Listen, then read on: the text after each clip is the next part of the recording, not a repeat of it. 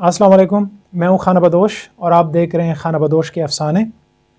आज एक बार फिर मैं इस चैनल के तवस्सुत से नाम नहाद उम्मत मुस्लिमा के नाम नहाद अलंबरदारों को आईना दिखाने की कोशिश कर रहा हूँ। शायद कि आपके पत्थर जैसे दिल में उतर जाए मेरी बात। आपको इल्म ही होगा कि फ़लस्तीन में और गज़ा में पिछले 4 महीने से क्या हो रहा है। फ़लस्तीनियों का कत्लेआम जारी है और ये कत्लेआम चौथे महीने में दाखिल हो चुका है।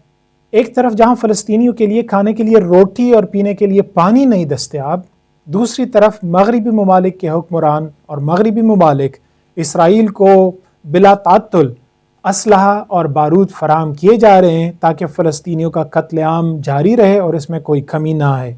मुझे हैरत या मुझे परेशानी इस पे नहीं है कि मगरिबी ममालिक या मगरिबी ममालिक के हुक्मरान क्या कर रहे हैं। मुझे हैरत सिर्फ इस बात पे होती है, अब तो हैरत भी नहीं होती, आपस की बात है, लेकिन मुझे घिन इस बात से आती है कि जो हमारे मुसलमान ममालिक या हमारे नाम नहाद मुसलमान ममालिक कर रहे हैं। मैंने अपनी एक गुज़श्ता वीडियो में आप लोगों को बताया था कि किस तरह से तैयब एर्दोगान और तुर्की रोज़ाना की बुनियाद पर इसराइल को अज़रबैजान का तेल फराहम कर रहे हैं। ये तेल तुर्की से होकर इसराइल पहुंचता है और वहाँ से आगे जाकर ये फ़लस्तीन में गज़ा में फ़लस्तीनियों के कत्लेआम में इस्तेमाल होता है। लेकिन आज मैं बात करना चाहता हूँ 3 और नाम नहाद उम्मत मुस्लिमा के नाम नहाद अलंबरदारों की, सऊदी अरब, उर्दन और मुत्तहिदा अरब अमारात की। आपको ये इल्म होना चाहिए कि जब फ़लस्तीन में फ़लस्तीनियों का कत्लेआम शुरू हुआ तो दुनिया के सबसे गरीब मुल्क यमन ने उठ कर कहा फ़लस्तीनियों के साथ नाइंसाफ़ी हो रही है और ये कत्लेआम रोका जाए, और अगर कत्लेआम नहीं रुकता तो वो लोग रेड सी में इसराइली बहरी जहाज़ों को जाने नहीं देंगे, उनका रास्ता रोकेंगे।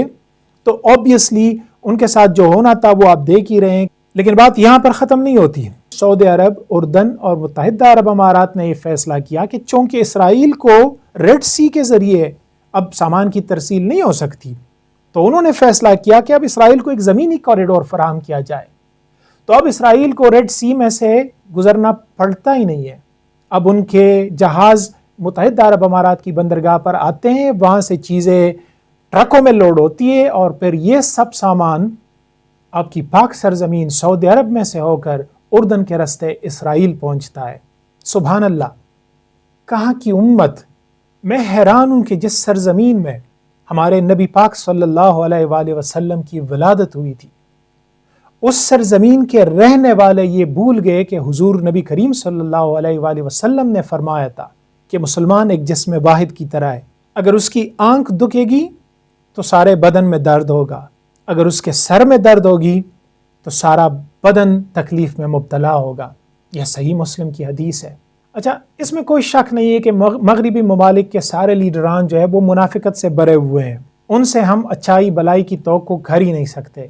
लेकिन यहाँ पर यह बात करनी बहुत ज़रूरी है कि इन्हीं मगरिबी ममालिक में रोज़ाना की बुनियाद पर फ़लस्तीनियों के हक़ में मुज़ाहरे होते हैं।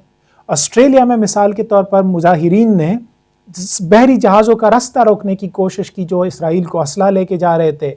बरतानिया में इन्हीं मुजाहिरीन ने उन फैक्ट्रीज़ के सामने धरना दिया, उनको रोकने की कोशिश की, बंद करने की कोशिश की जहाँ से असला बंद कर इसराइल को जाता है।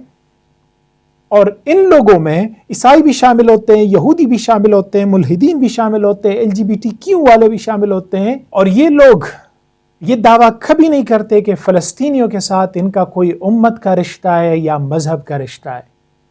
इनका दावा हमेशा ये होता है कि ये फ़लस्तीनियों के हक़ में मुज़ाहरा कर रहे हैं क्योंकि फ़लस्तीनियों के साथ इनका इंसानियत का रिश्ता है।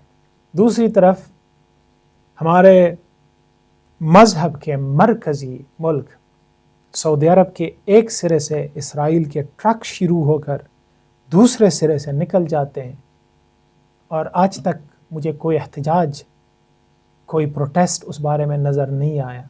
अब इसके बाद भी अगर कोई उम्मत का, मुसलमानी का, मज़हब का या किसी और रिश्ते का ज़िक्र करे तो मेरी नज़र में उस पर लख्ती लानत बनती है और होनी भी चाहिए।